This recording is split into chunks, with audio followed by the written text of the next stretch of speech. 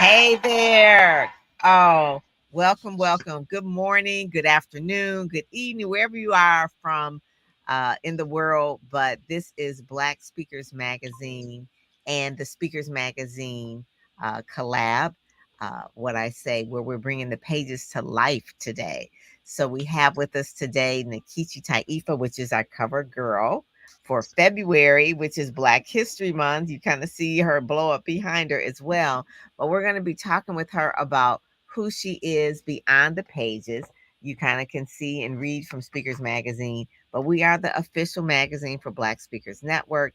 And there was none other person that we know that would really be the epitome of a top Black speaker during Black History Month than Nkechi Taifa, which actually was also on the cover in the month of 2023. So she is a two-timer. We had some that are four or five timers, but she's a two-timer in terms of 2023 and 2024. And you can see the great photo shoot that she had. And she can even talk a little bit about that as well, that she did at the DMV, thanks to our photographer, Jeff Brooks, who did the photo shoot for her as well. So the reason why I really wanted Nkechi on the cover, one, she went to HBCU, like YB, my co-host today, historically Black college. So we're in Black History Month, but really to talk about the whole thing about books, Black books, and YB, your author as well.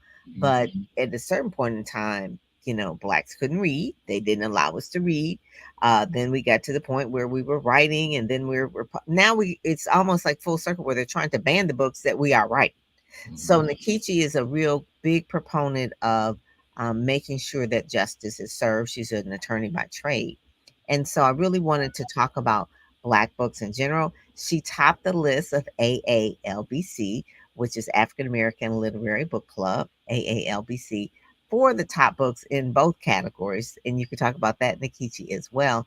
But I want everyone to know a little bit about my co-host as well, YB, who is also an author. And then we kind of lead into Nkechi, if you can tell us your backstory of how you became Nkechi Taifa, the great author and speaker. Yeah, we're excited about having you here today. And, I love being with Pam Perry. I'm not going to embarrass her and tell her who she is to me, because I did that last time and it worked out very well. But, to be in a space where we are as a people, to be able to empower, inspire, and impact people. That's what we do as speakers. That's what we do as authors. And this movement is empowering a tremendous number of people. So we're happy to have you, Nkechi, and I'm excited about you being able to tell your story and empower the people that are watching and the people that are listening. Brother YB, thank you so very much. I'm thrilled to be here. Dr. Pam Perry, you have just set me up so perfectly in all my different rings. It was because of you that I did that TEDx talk on the issue, on my personal issue of reparations and issues. Time has come. It is you who has helped to catapult me into the national and international spotlight, not only with respect to being the cover this year, but also the cover last Black History Month. So I am very thrilled to share this platform. And about my backstory, okay, people hear that name, Nkechi Taifa. I mean, did your mama name you that? I can assure you, as a child of the 1950s, that decade, my mama did not name me Nkechi Taifa. But, I came up during the era of civil rights era, the Black Power era, during the time of the late 60s. I'm a teenager, and I'm going into this bookstore in Washington, D.C., historic Black bookstore called Drum and Spear bookstore. And I see African Names book, and I said, yeah, I think I want an African name. So I'm strumming through the pages of this African names book, 16 years old, and I see this name. To me, it looked like it said Nkechi. I said, oh, it means God's gift. I like that. I think I'm a gift to God. So I started calling myself Nkechi. Little did I know until I went to college years later, HBCU, Howard University. Hey, Mhm. that I was not pronouncing it correctly. It really would be Nkechi. It's a name from West Africa, Nigeria, and really should be Nkechi. And I tried my best to say, okay, Nkechi, Nkechi. But Nikichi just had that ring to it for. Mhm. And so I theorized, well, that's part of the harm that we don't even know our own languages. Okay. That's Mhm. part of the cultural deprivation. And this was one of the reasons and issues that I became very much interested in those early years of the issue of reparations that we need to repair. We need to heal from Mhm. the atrocities, the cultural onslaught against us, the physical onslaughts against us, the psychological onslaughts against us, even to the fact of our names, our very names. And so I decided to keep my pronunciation Mhm. Nikichi as opposed to Nkechi because I theorized, well, our tongues have been colonized and Yes. we are a new branch of the African family on this side of the Atlantic Ocean. And we have our own little nuances in the way I pronounce my name is one. So that's kind of the backstory of my name. I added my African name to my birth name. And my Mhm. parents have always been supportive of everything that I have done. They're now in the ancestral realm. Wow, that's amazing. Nikichi, that is amazing at 16 years old. So I told her earlier, I said, she's not new to this, she's true to this, right? Yeah. So everybody else kind of like has a way where they're trying to be cool by being, really in the Afrocentric space, and especially Black history. You'll see everybody, but it's like, no, this is her. She had an epiphany when she was very young, and she saw a picture of a Black Panther, I believe it was, and you were just had a lot of questions about that, and you were always about the justice and the right and this and that. So that is just part of your story. What I want you to really tell a little bit about is the books. So before you became an attorney, you were a teacher and you taught children. So tell us a little bit about why you felt the need to write children's books for African American children. Yeah, so when I was coming up, the only books that we had were at that time they were called the Dick and Jane books. It was White Dick and White Jane and Spot the Dog. And I'm thinking, there's nobody in those books that look like me. And I'm teaching first grade in what's called an Afrocentric school, kind of like the upgrade of the freedom schools during the civil rights era.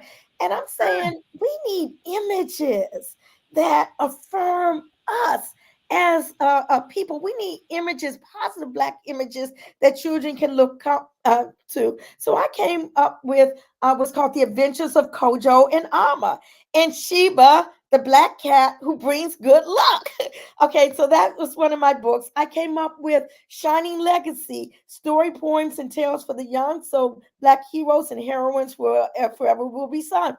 Because all we knew about during those days were Martin Luther King. We might know about Rosa Parks, or we might not know about Rosa Parks, but we didn't know about many others of the freedom fighters of the day. We didn't know about Joseph Q and the rebellion aboard the slave ship Amistad. We didn't know about Denmark Mhm. Vesey and the elaborate insurrection that he planned in South Carolina. We didn't know about um, Toussaint Louverture being the Mhm. architect of what became an independent Haiti, the first Black republic in the Western Hemisphere. We knew a little bit about Rosa Parks, but not that much. We might have heard the name Harriet Tubman, but didn't know that much. Didn't know much about Mhm. Sojourner Truth. Knew nothing about Fannie Lou Hamer. All of these are persons that I uplifted in my book Shining Legacy. Knew nothing about Marcus Garvey and the Universal Negro Improvement Association or Paul Robeson, Malcolm X. So all of these were heroes that I sought to highlight in my book, Shining Legacy, Story Points and Tales for the Young, so Black Mhm. Heroes Forever. I love that cover. Oh my god. And That this is book, amazing. Dr. Pam, can you believe my books, my children's books, were banned by the Central York, Pennsylvania School District in 2020 after the murder of George Floyd? And I'm Mm, thinking, I wrote these books back in the Shining Legacy came out in 1983, and it had been out of print for years. How did it end up on the banned book list? So I vowed, well, I'm going to put my books back in print, my yes. children's books, because if they're going to seek to ban it, I'm going to make sure they are out front for a new generation of children to love and enjoy. And so when they came back out, you reprinted them. I remember you were like, "Can you believe that?" And so they ended up at the top of AALBC's book list from Yes, African American 1980. Literature Book Club. Yes, is one of the top books in 2023. Yes. Well, yeah, actually, not just in 2023, it was top book ever since they came out. In 2021, I think is when they came out again. And also, I might add, like you said, I'm not a newcomer to this. I actually wrote a book on reparations. I co-authored a book on reparations in 1987. We co-authored by two other authors, and this book, which had been out of print, was also on the banned book list. So I decided to um, do a book that, I'm sorry, I have writings on this, Reparations on Fire. I updated Mhm. it and I included the original book that was banned as an Yes. appendix. So I was just churning out the book since 2020, left and right, because if we don't tell our own stories, who will? Mhm. I wrote my memoir because if I don't tell about the things that motivated me, that inspired me, that moved and grooved me, that made me into the person that I am today, that made me into the lawyer that I am today, to made me into the storyteller that I am today, then who else will? Mm, I want to inspire others who come after me, just as I was inspired by my predecessors as well. mm, mm. YB, does that remind you of a movement? I mean, when someone when something catches you, it catches you on fire. So, It comes right from the spirit, and so that actually leads to my question in terms of your influence from Howard University, right? So we talk a lot about HBCUs, and HBCUs have now been the kind of the flavor now because of everything that's going on. But HBCUs have always been hot. Can you talk a little bit about your Howard experience and how that influenced your fight for not only reparations but to be able to empower our people? Yes, well, I was at Howard during the mid 70s, and it was at a point when I thought, oh, the revolution has passed me by. I mean, Howard students took over the A building in 1968. I said, oh, everything is finished and done. But it was not, because my HBCU, Howard University, helped to nurture that passion that I had with me in me. There was an English teacher that I had, Esther Vassar, and I'm going to call her name because she was so very influential to me. I remember writing about the poet Nikki Giovanni in her class. I remember all the different cultural things. She wore a hip wrap like I like to wear all the time. And it wasn't until almost 40 years later that she contacted me because she saw my memoir, Black Power, Black Lawyer, in one of the Howard magazines. And I had mentioned her in the pages of this memoir, and she was so very impressed. I had not talked to her since I left Howard in 1977. And here wow. it comes in 2002. She's contacting me, and we are reminiscing. And she's done so many great things since that time. But she and many others, John Oliver Killens, he's a great writer, was one of my professors. Haki Matabuti, one of the publishers, a great Yes, publisher of Third World Press, was one of my professors. Sterling are Brown, you now not the serious? actor Sterling Brown that we see on the screen, but Sterling Brown, who was the poet laureate at Howard University, at Elder, actually wrote uh, um, acknowledgement on the back of Shining Legacy. Wow. I mean, he was a professor emeritus of Howard University. And he said, Nkechi Taifa correctly perceives a great need for role models for African American youth. Hmm. Her book, Hmm. Shining Legacy, commendably attempts to fulfill that need in well-researched poems and tales, etc., etc., etc. So, I mean, Hakeem Adibuti, wrote on the back of my book, Sonia Sanchez. This was back in 1983. So I Oh my. maintained that when I republished the book in 2020 as well. So Wow. Howard held a very near and dear place in my heart. There were legends that were there when I was there, and I sat at their feet and I drank from their wisdom. Mm, That awesome. is so.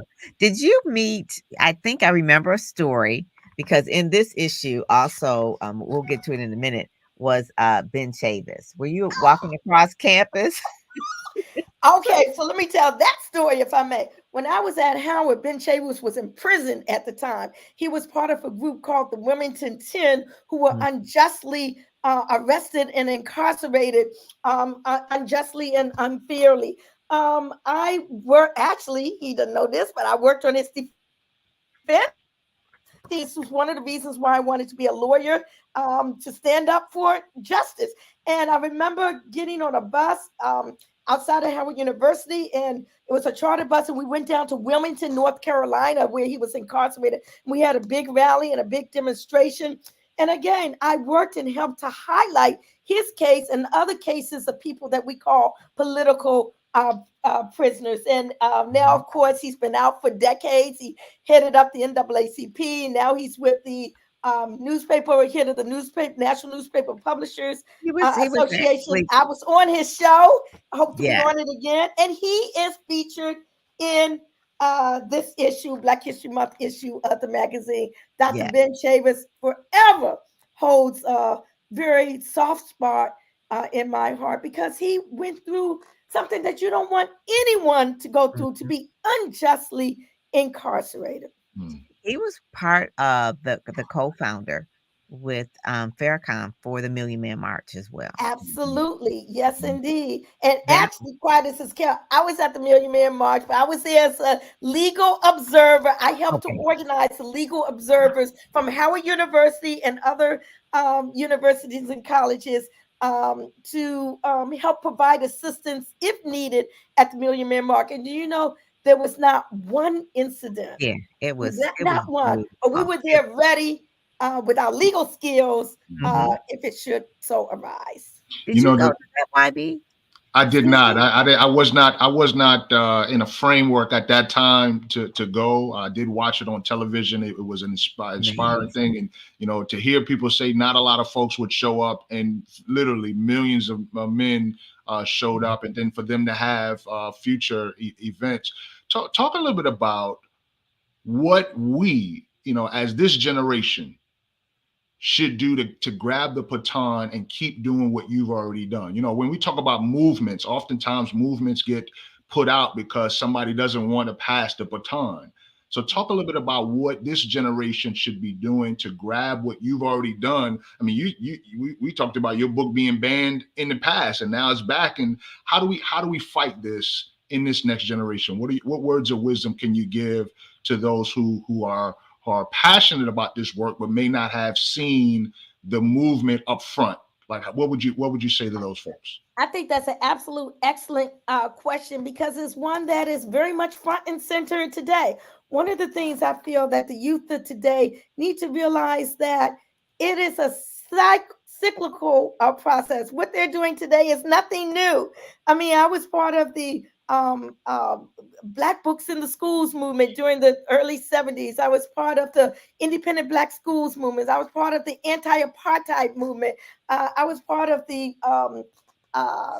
reparations movement, still in part of the movement to free political prisoners. And what I think the youth of today need to realize that there is nothing new under the sun. The Black Lives Movement, the Black Lives Matter movement today stands on the shoulders of each and Mhm. every one of these prior movements. They need to sit at the feet of the elders that are still there. They need to read the writings of them. They need to uplift the triumphs, and they need to make sure that they don't fall into the pitfalls that we fell into. There's a blueprint that is already there, and they need to just look at that blueprint. They need to listen to the elders, sit at their feet, and move strongly forward so we can finally achieve the victories that are owed and are due to us. They need to be sure that um, uh, don't let things trample over their plans. You know, stay unified. Don't let confusion come in, and most of all, we need to support each other. That's something that we hadn't done too much in the past. And much of that was exacerbated by outside forces. We need to make sure that they know, don't let outside forces derail the movements of today. That Love is it. good. You talk about unifying. That is so that's the purpose of really Black Speakers Network. The reason why Brian Oles and I joined forces, really trying to uplift each other. The whole thing about sitting at the feet of elders, one of our mentors for the whole movement, because we did it in the Speak Up book. And we'll kind of talk about that. Brian spearheaded this book with Black Speakers Network, but the forward was by George Fraser, Mhm. and the afterword was by Les Brown. Again, Oh, these are yes. the elders that we learn Legends. from, listen to.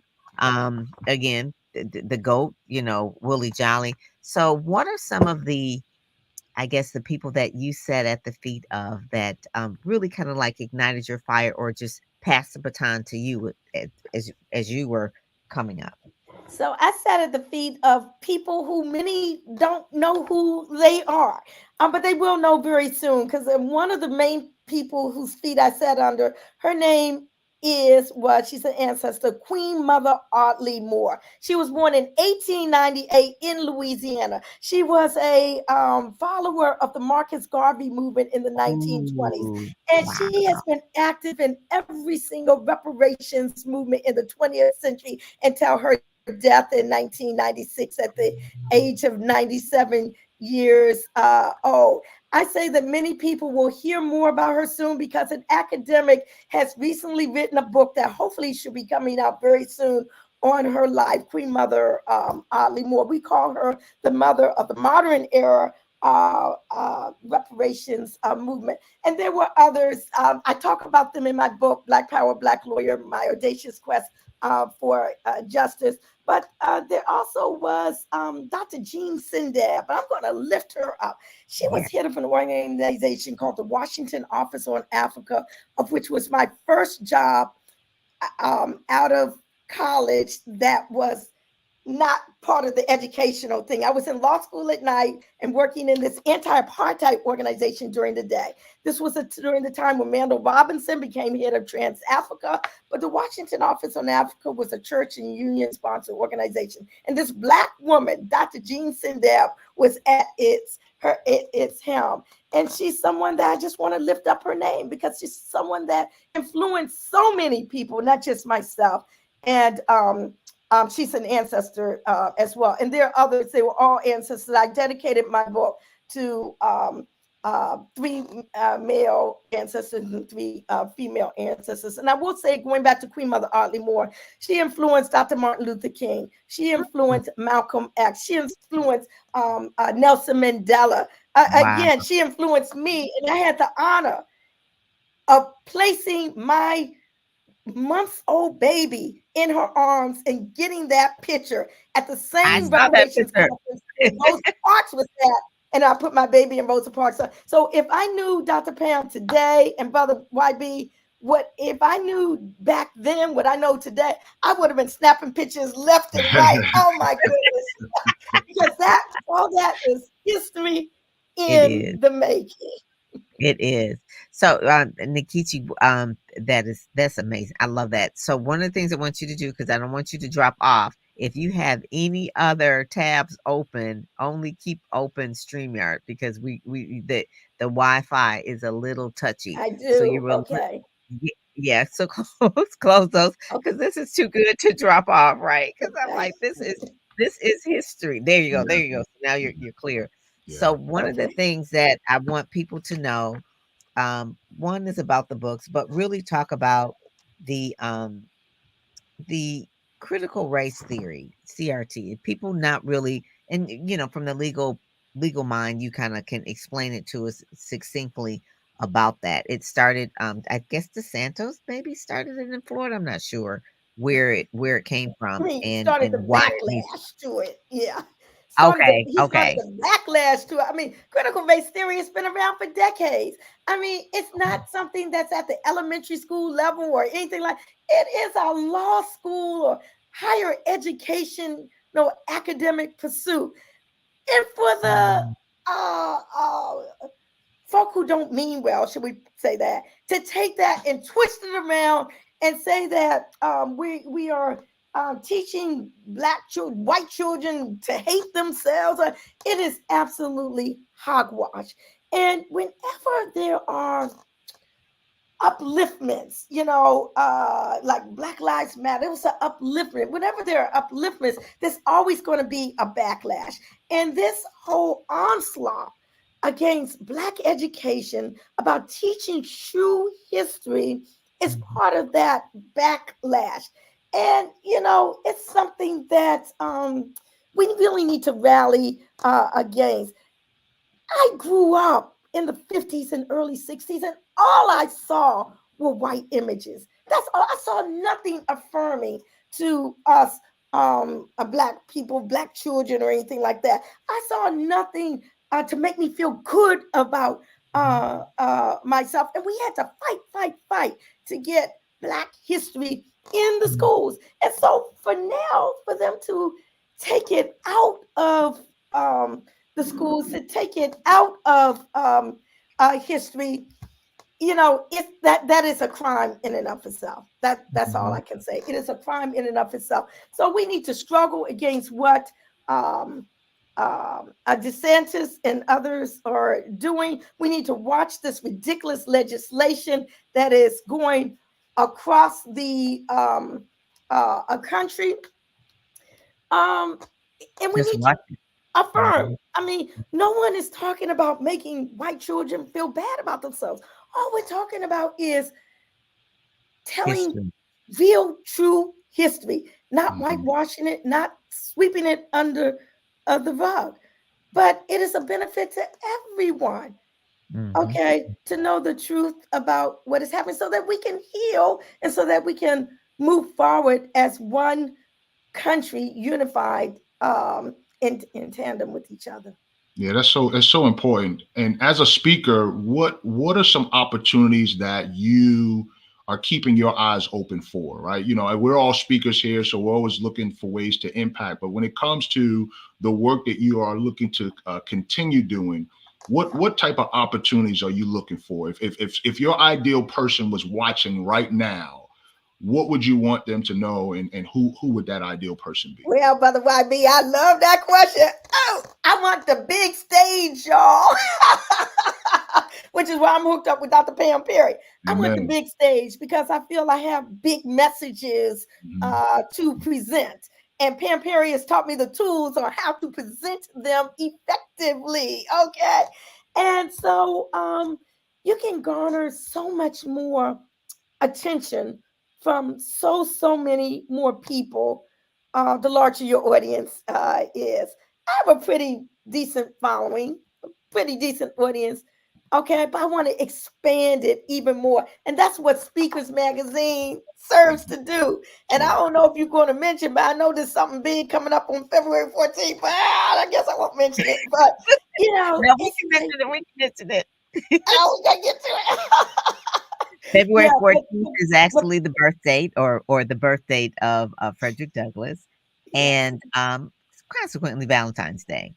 But she's alluding to the fact that she's gonna have a billboard, a moving billboard, a video in Times Square. So, Woo, in New York Times Square. So, on February woo. 14th, that is the day. So, all day, about 800 times that day, you'll be seeing this face on a Yes. billboard in New York Yes. Times Square. And Yes. that was a dedication of what date, because we wanted to do it in Black History Month, and she said February Yes, 14th because it was Frederick Douglass's birthday. And obviously, absolutely. people do know that part of history, right? That he's a great abolitionist and he's a great Yeah. speaker and about that kind of thing. So that is the thing that Nkechi will be seen. And I want the world to know that this is the reason why she does the work that she does. It's something for someone to continue on after so many years, so many decades, 3 decades, 4 decades, going on 5 decades of the work that she's doing, and you still hear the passion.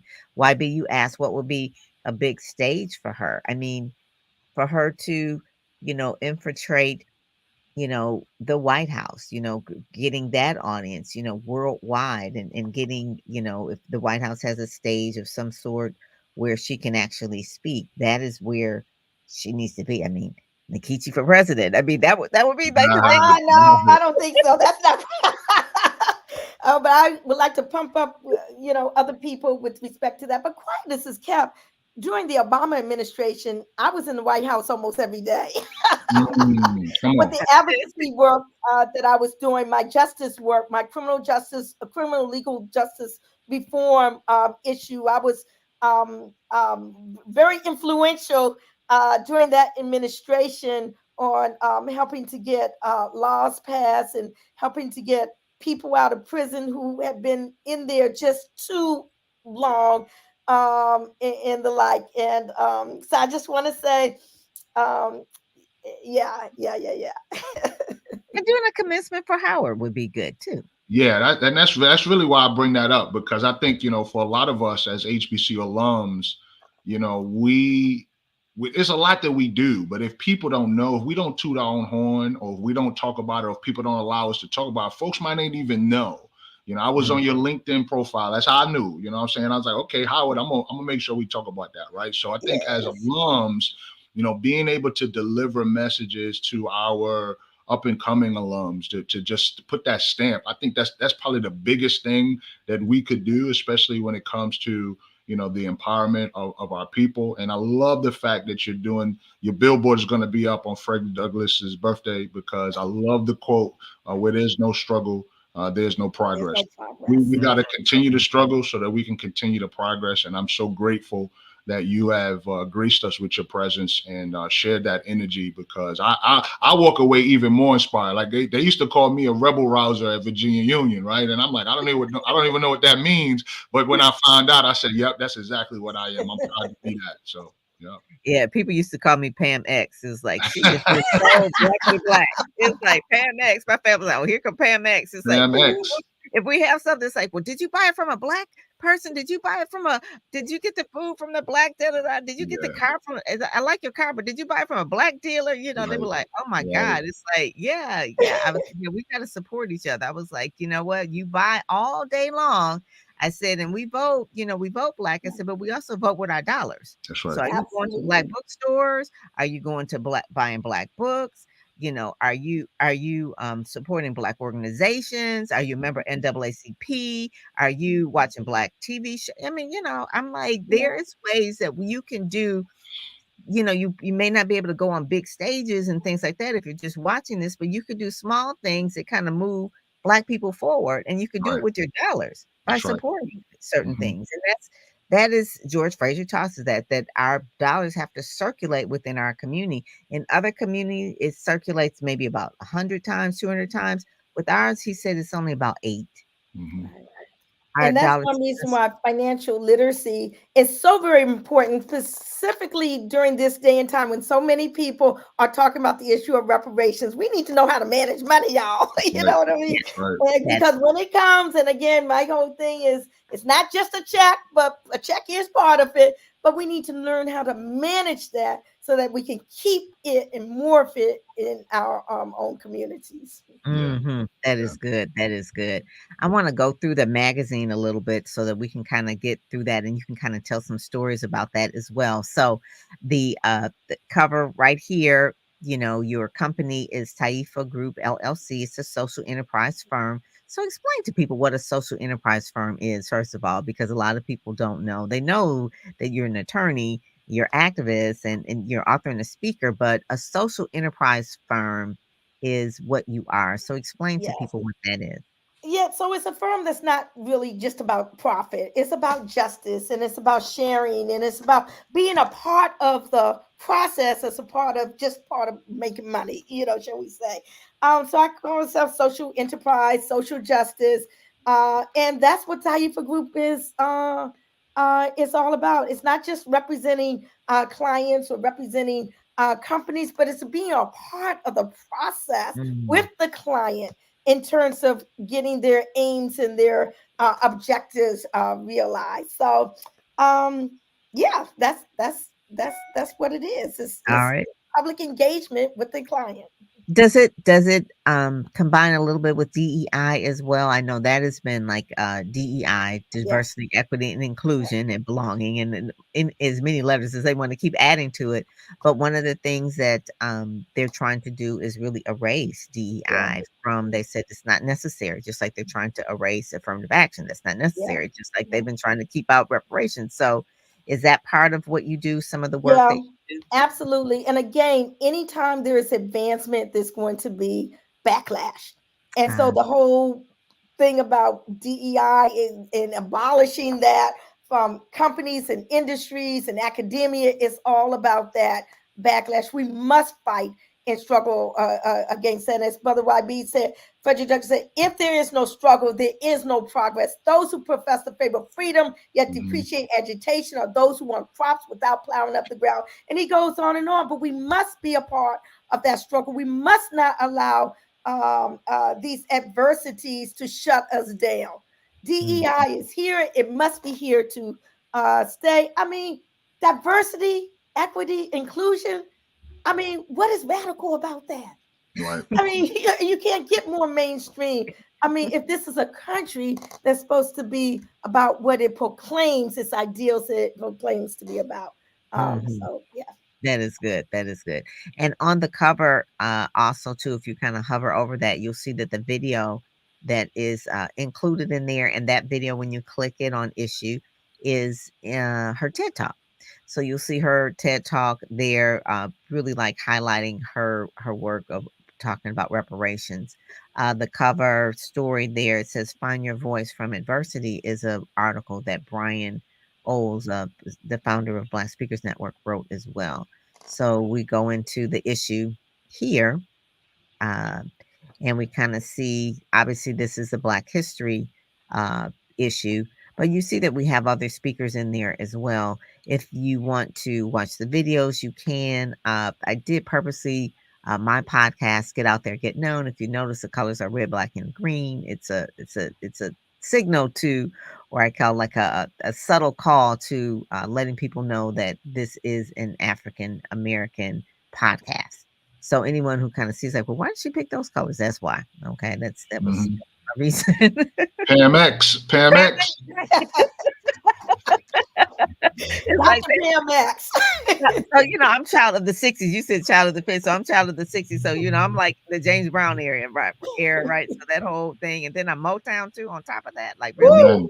Okay, so Amen. in Detroit, we had Coleman Young, who was like the mayor that I only knew like my whole life. I thought all mayors were black. It was like that's all I knew, right? That's all I do. So now I go into the next page, and we just really talk about the the NAACP says I celebrate. They took that out and says I make Black history, and that was one of their logos that they were talking about. And you just kind of see some of the covers that we had over the years. You see Stephanie Mills. I love Stephanie Mills. Hmm. Uh, People don't realize how such a militant person Stephanie Mills really is. She's very vocal. She is just like, yeah. So anyway, so she's holding up her thing, her fist like this as well. Les Brown, obviously Dr. Wilmore, Ed Gordon. Ed Gordon is someone I went to high school with and is doing a lot of work. You see Chavis was on the cover, Cookie Johnson as well, Kim Coles. But really the main thing on this is that I think on this one I talk about Black authors matter, because we're talking about Black Lives Matter. So Hmm. the organization that created that T-shirt we partner with as well, the National Black Book Festival. They created that T-shirt, Black Authors Matter, and that's the name of their TV show as well, podcast called Black Authors Matter. Shout out to Gwen for doing that. On the other side, Michelle McKinney Hammond. So this issue is really about Black authors, Black speakers. Michelle has written over 40 books. She is a one of the pioneers, I guess you would say, in really writing Christian nonfiction books. So back in the 90s, when they weren't really publishing that many Black books by mainstream publishers, by Black people, Michelle was out there writing the books. So she had been in the houses, and from Harrison House to Harvest House to all the different houses, Waterbrook Press. She was my client, doing that, which is a vision of Warner Faith. She was writing books. So her books really are empowering women. She has a conference coming up called the Diva Conference, Divinely Inspiring Victorious Attitude, with Lee Ralph, coming up in Atlanta. So Michelle is like one of the heroes of about Black books, and she lives in Ghana right now. She between right now she's in Chicago, but she lives in Ghana, and she was born in Chicago, but her father's Ghana, and when he passed, she moved over there, and she's been over there ministering and doing music, doing books, acting, the whole kind of things. She said it's so different. I mean, growing up in Chicago, she worked in advertising, and now living in Ghana, she said she has so much more freedom. She, for her to explain it is just, I'm a Midwest girl too. And she says, no, you just don't understand what it's like to be living in a country that you you feel like you don't have the angst that you had over here in America. She said so she's acting, she's singing, she's right. I mean, it's freedom. It's total freedom. So anyway, that's Michelle McKinney Hammond. The next page we talk about her videos are there as well. Deidre. So Deidre is from New York. YB. I think she's from Brooklyn. Yeah, I was gonna say I think she's from Brooklyn, and she's an attorney as well. And she wrote a children's book. And so this is her story. Her video is there as well. But one of the things that Deidre, I think must be an attorney chip or something. I don't know Yeah, what it is. I was just about to say that we got some legal eagles in here. We got some Yeah, legal eagles. yeah, and she just felt like, being an attorney, she's dealing with a lot of things that manifest when people older. She said, but if we could just get to them younger, a lot of things that they know about themselves, they wouldn't act out as they got older. And so she just Mhm, felt like there was a lot of history that was not being taught. And mhm. so she wrote this particular book, um, and really, it's been on in New York, on the New York libraries have it in their facilities and things like that. So Deidre's doing really good with that, and you'll see her video there. I interview her there as well.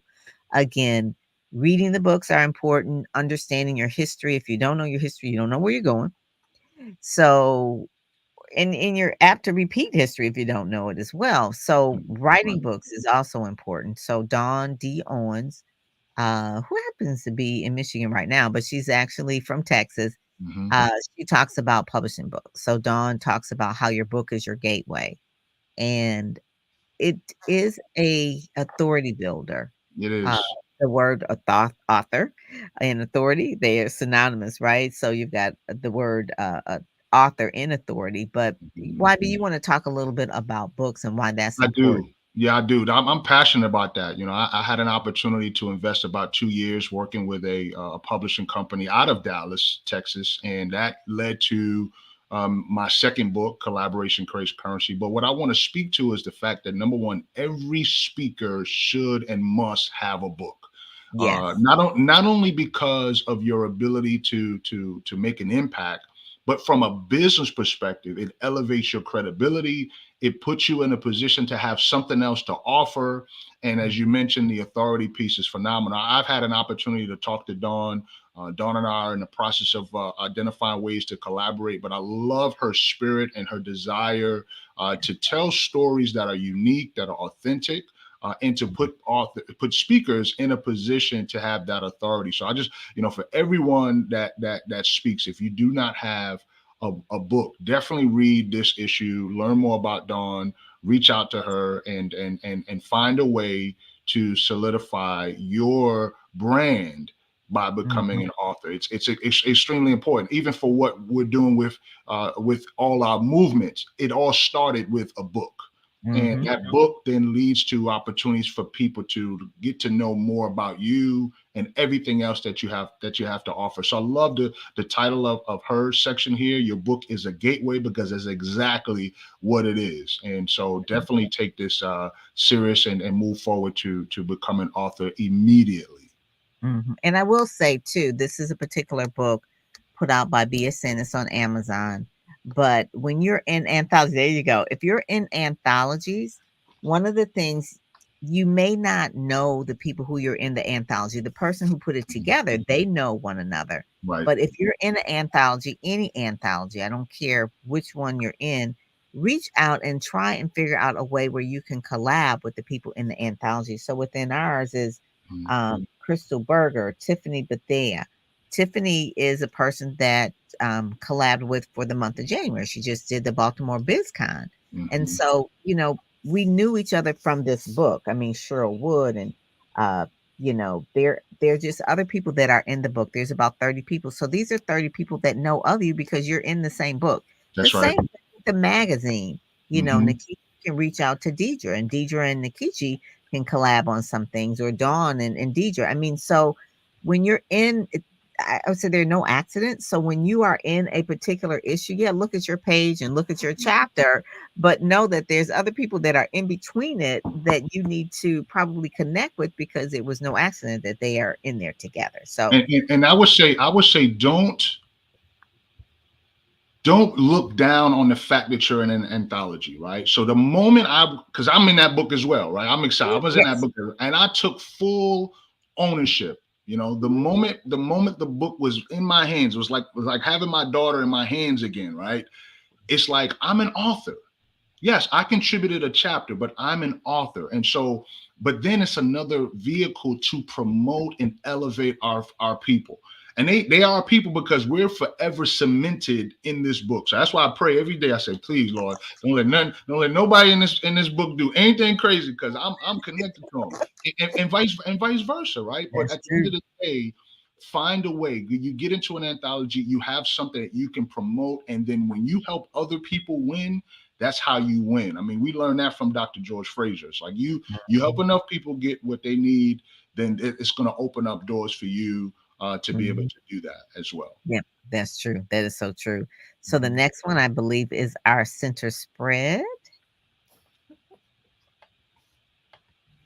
Yes, there we go. There we go. So you got two videos on both sides, right?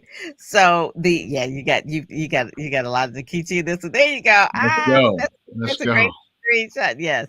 So the first one was well, she's on the other side in front of the Capitol. She's holding her memoir, and then the other one is Reparations on Fire. You heard her really say that she took the book that she wrote on reparations and really just like redid it and said, okay, you're all trying to ban the book. It's like, I'm gonna come out and and refired this book up. So That's she did right. that as well. And then the children's book she republished. But the I want to say I love, love, love these pictures. This shows the energy of Nikichi all day long. So I know that doing a photo shoot, you did it with Jeff, is not easy work. It is not easy work. It takes all day. You got All day. Jeff was phenomenal, though. It was so much fun. Oh my goodness gracious! We started out in the studio, and then we ended up taking some other shots at my home, and I don't know how many hundreds upon hundreds.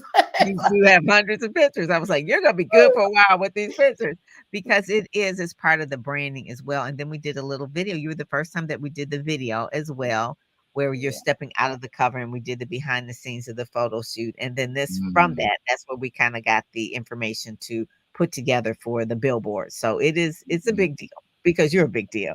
And so I was so happy that you were able to get that done and really just showcase the books as well, because like I said, every speaker needs to have a book, and every author needs to speak, so they go hand in hand because hand in you're a hand. Yep. messenger.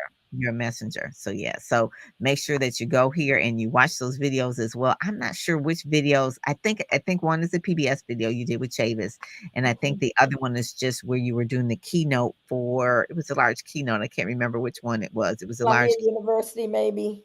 Yes, that was it. So those are Mhm. those 2 videos as well. So, yeah, so that was good. So, Monet, the next page.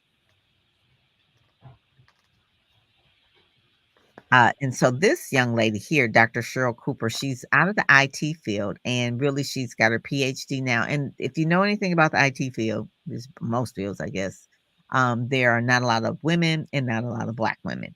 And so she's been in that industry for a while and she really talks a lot about her experience through that, um, the ups and the downs, and really just how a lot of times when you're in an industry that is don't want you there, it takes a lot, and you almost have to be double degreed in order to to feel for them to feel like they want to bring you in or whatever. So she's actually a PhD in this whole um, field and brilliant woman. I mean, even without the degree, she's just a brilliant woman. But she was smart enough to say, "Okay, there's no reason why you should hold me back now," and she's bringing other Mhm. people forward. I call it kind of like the Harriet Tubman of IT, right? She's bringing other Black women through to let them Mm. know how to deal with the cybersecurity. It's a big industry. Anything that Mm. has a whole lot of money attached to it, they don't want to try. They try to keep African Americans out, and obviously it's from the standpoint of like they feel like they're going to lose something if they let other people in, but that's not the case. I mean, once we get in, we really are an inclusive type of community, or I can't explain it. I think George Fraser said it. Said we're very communal. We're very Yes. we're not a takeover type of a spirit. So anyway, that's the whole thing. Brian, and maybe you could talk to this a little bit, YB, about he's doing Yes. a series. Yes, so talk about the Yeah. series that he's doing. Yeah, so the fact that this popped up, and then we have Frederick Douglass again, mentioned in this piece of finding voice from adversity, really helps us to understand that, as was stated before, what has been done in the past and what's going on now is nothing new. But what needs to be new is our ability to find our voice through adversity and recognize that adversity is not actually a bad thing, because it actually becomes an asset to us. So it's like, you ever heard this phrase that they didn't think that, we talk about seeds being put in the ground. They thought just because they put dirt on us that would be the end of us, but they didn't know we were seeds, right? They didn't know we were seeds. So they put us in the ground, but they didn't realize that we were seeds and we were able to grow. So that adversity that others have gone through before us is a roadmap to how we should leverage our own adversity to find our voice and to promote that, to impact the next person that Mhm, comes along. And so that's what Brian focuses on, and how we as Black speakers have been able to triumph, and how we can continue to triumph by finding our voice from adversity. So this is a very powerful piece that Brian penned. and then he has the Black History Speaker Series, and you're part of that as well. Absolutely, absolutely. Opportunities for us to just tell our stories and to present in such a way that we leave our mark and we make our impression on those who have an opportunity to listen. And everybody, you're subscribed to the YouTube channel, so make sure that you subscribe to the YouTube channel so you can hear all of the speakers that'll be, um, coming up for the Yeah, month of February February. February 20th to the 22nd of 2024. So, Okay, there you you go. know, So make sure that you do that. Hit that notification button. All right, good, good. So next page there. Then the next thing is our partner, PitchDB. And one of the things that I always talk about is that in order to get any speaking gigs or to get in the media, it doesn't happen by osmosis. You got to pitch. And so a lot of times people don't know where to pitch or what to say. And so PitchDB is our partner, and also with Black Speakers Network as well. It's one of those things that you need as in your toolbox. And so you can get the scan the code or get the magazine or just go to that link, speakers magazine link there, and actually get the lifetime discount for that. And it's very simple. If you spend, I would say maybe 10-20 minutes a day, the more you pitch, the more opportunities you will have to speak. And so it doesn't happen just by you working, but yeah, you got to do the work, but spend 10 to 20 minutes a day pitching yourself to podcasts, to media, to conference planners, conventions, and things like that, so that you can, reply to RFPs, requests for proposals for speakers. That is what this database is for you, where you can actually go in and pitch yourself.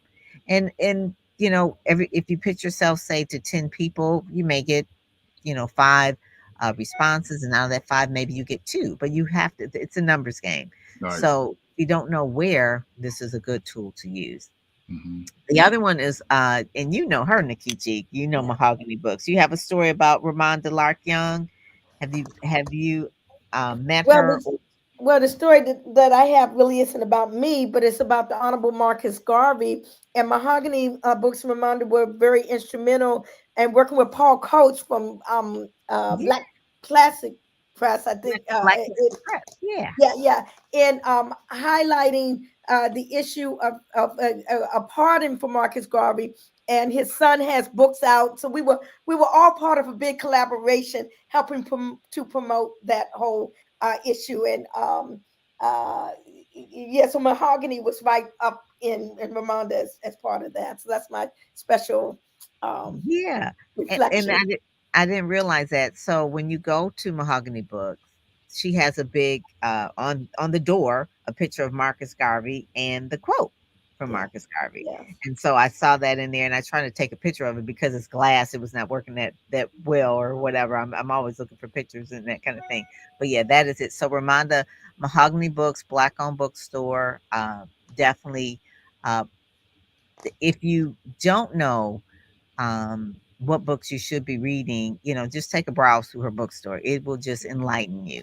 In all bookstores too, all black bookstores. So for the month of February, if you don't do it any other time, buy at least four black books. Whether you're buying them from Mahogany Books, AALBC, go to Amazon, but buy some black books. And then you know what will be cool if you take a picture of yourself holding the book for the author and tag the author. How about Hmm. that? That would be Yeah. so cool. Yeah. So, you got reparations on fire, you got Black Power, Black Lawyer, take a picture with the book and tag them and hashtag it Black History Month. That would be really small thing to do to move us all forward. So yeah, so that was And big. it's an easy way to increase your visibility as well, because if that person, like for example, if we were to do that with your book here, it would increase our visibility big time, and it'd be mutually beneficial. Mhm. Yep, yep. All right. So next page we've got the there you go. So we've got something that's coming up in July. This is one of our partners as well, Dr. Tasha Dickinson. She's called the Big Easy Retreat. She left corporate world. Really, it was just beating her up, I guess you would say. 'Cause she was really going in a high level. And this is for a lot of black women. You can go high up in the corporate world and you feel like you're just getting it. They're squeezing the thing tighter and tighter on your head, right? So she left corporate world, started her own company, her and her daughter, because family is first before the career. So the job can just try to suck the life out of you. And she was like, you know what? I'm going to really figure out what I want to do with my life and use her skills. So she has her own company doing really well. This is the second year she's doing the Big Easy Retreat during Essence Festival. And it's a holistic retreat for all the women, corporate women who are really going through a lot of stress, I would say, in the corporate world to really figure out how to transform that stress into a life that you want to live. And so this is a thing for hers. It's not until July, but she's promoting it early. It's fabulous conference. And then Chavis. Nkechi gave us a story about her and Dr. Ben Chavis, and she's on the show. So if you go to the chavischronicles.com and you put in her name, you'll see that show as well. But we also haven't embedded it in there as well. But Dr. Ben Chavis is like the icon of the civil rights legend. Nkechi, say really the Wilmington 10, what that was about, and what happened and why he went to jail. Well, there were a group of young people, the teenagers, black teenagers in Wilmington, and they were convicted or arrested for the murder or killing of a grocery store owner or something along those lines. But I don't remember all of the details, but I know that they did not do it. Always Mhm. maintain their innocence. They were convicted by an all white jury. And Ben Chavis, Reverend Ben Chavis, he was a minister, United Church of Christ, at the time. So the case gained international appeal. Amnesty International designated them as prisoners of conscience. Uh, Colleges all over the universities all over the country, particularly the HBCUs, had defense committees set up in support of them. And ultimately they were in fact released, and they weren't the only ones. There were many instances like this during the 60s and during the 70s where people were unjustly accused, convicted, in prison, sentenced and in prison. So because they were black, basically. exactly. So Yeah, Ben yeah. Chavis and the Wilmington 10 was the Hmm. case. Yeah, yeah, that was good. So make sure that you go to the chavischronicles.com, check that out. Check out all the series as well, but Nkechi's on one as well.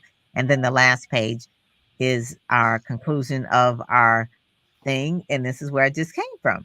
So I was in Vegas this weekend. Tim and Sharice Brown, they gave a charity preview with Elizabeth Smart. And really, one of the things that I learned doing the PR for this is that during the Super Bowl, and Tim Brown is an NFL Hall of Famer, and Sharice is just amazing. Elizabeth Smart is really an advocate for um, of child trafficking or human trafficking, or but really she was abducted. Elizabeth Smart was abducted when she was 14 years old, held captive for 9 months in Utah, and she's been out. Took 10 years. Nkechi took 10 years for them to bring that to trial and to really convict her. It's just crazy, like 10 years. um but the most, they did this for her foundation. But one of the things they said about during Super Bowl is like this is the time where most abductions happen during Super Bowl, like for everything. Obviously, it's the most people, but that's where it is. So they're trying to bring awareness about that, Mhm. child trafficking, human trafficking, all of that. So she spoke.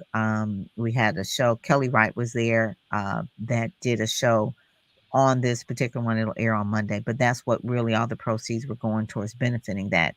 And Tim Brown, Sharice Brown, she also did the NFL Wives Association the following day. Again, all of that, the proceeds for that went, it's called Off the Field, went to breast cancer research. So Terry Crews and his wife, Rachel Crews, they were there. And a lot of the money went to, I don't know if you know that Rachel Crews had breast cancer, had double Mhm. mastectomy. And so that was one of the things that they're doing good. You use your platform that you have to do good in the world, and that's where the blessings will come from. Chris Howell Communications and myself, PR person out of Texas, we help put this together and bring the media and spotlight that as well. So that's the issue for February. It is the history maker issue, going up on the billboard on Valentine's Day. So go to the cover if you can, Monet. Show us the cover. Go back. I'm sorry. That's okay. Okay. Yeah. So that will be, you'll see that face everywhere on February 14th in New York Times. So we'll actually post it. If you can't get to New York, right? We'll share the video so you can see it among the millions there. So thank you so much, Nkechi. This is again, you're so inspiring, always inspiring. And I just appreciate you uh coming back from out of town, right? From Brazil, doing your speaking engagement and then showing up with the thing, with all the things, with the magazine and the bill and the in the background. Like this woman taking care of business, you Taking know. care of business, So, standing on business. thank you so very much, Dr. Pam Perry, always for the opportunities that you have afforded to me. You've definitely helped to catapult me into majordom. Yes, yes, you deserve it. You deserve all the things. I want to see those other pictures too that were not in the studio. Okay, Oh so yeah, I'll be posting some of them. I all haven't right, done it yet, but I yeah. saw some of them and I was like, wow, that is so cool. That is so cool. So, with that, thank you so much. And do you have anything coming up? We want to put a website down for you so people can contact you as well. What's the best one? Black Power, Black Yes, Lawyer. I would like to put my name, nikititaifa.com or .org. That leads Okay. you to all of my other endeavors. It leads you to the Taifa Group website. It leads you to Reparation Education Project website. It leads you to Black Power, Black Lawyer website. It has my TED Talk. It has everything there. So Nkechi Taifa, that's my name. It's shown on the screen, .org or .com. Yes, and you'll see other articles on you as well. She's been in Essence magazine. She's been in People magazine. She's really like so humble, right? she's got a lot of stuff going on. So make sure you go to that website and check it all out, right? Because it is, you'll be like, oh my God, I did it. So if you need a speaker, and don't just wait for Black History Month, but she's available all Right. year long. Uh, 365 days a year, yeah, 366 days in 66 certain this year. years. That's right. yeah, Absolutely. for this year. So make sure that you reach out and have her virtual or have her in person. So thank you so much for joining us today. Yeah. Thank you.